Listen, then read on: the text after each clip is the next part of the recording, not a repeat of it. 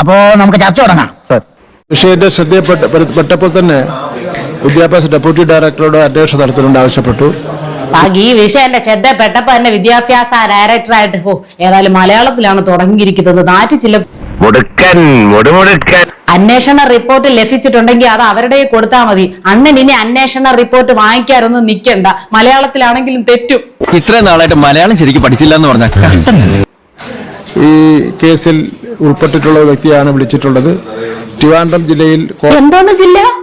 ട്രിവാൻഡ്രം ജില്ലയിൽ അയ്യോ കഴിഞ്ഞില്ല ഇനി കൊറേണ്ട് ചിരിച്ചിരിക്കണം മണ്ണ് തപ്പും. സ്വന്തം ജില്ല പോലും നാവളച്ച് കൃത്യമായിട്ട് പറയാൻ അറിഞ്ഞുകൂടെങ്കിൽ ഒരു കയ്യബദ്ധം നാറ്റിക്കരുത്. പോസ്കോ കേസിൽ പോസ്കോ കേസിൽ പോക്സോ തോന്നി അതങ്ങനെ വരൂ, അതങ്ങനെ സംഭവിക്കൂ. കേറിയിരുന്ന് വാരി തിന്നുന്ന വകുപ്പ് വിദ്യാഭ്യാസം. എന്റെ വേളാങ്കണ്ണി മാതാവേ, ഇവന് കുറച്ച് ബുദ്ധി ഉണ്ടായിരുന്നെങ്കിൽ മന്ദബുദ്ധി എന്നെങ്കിലും വിളിക്കായിരുന്നു. That is not decided. അമ്പോ നാടൻ പൊട്ടിക്ക് ഷൂസാ.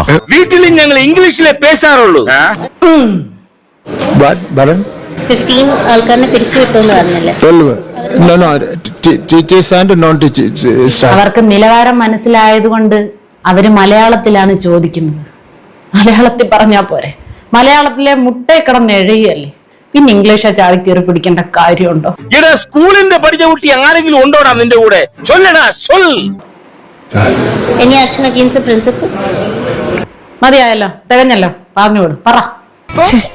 നമുക്ക് വശമില്ലാത്ത ഭാഷയായി പോയില്ല. കിട്ടേണ്ടതൊക്കെ കിട്ടിയല്ലോ, സമാധാനമായല്ലോ. No, teachers and non-teachers. എങ്ങനെ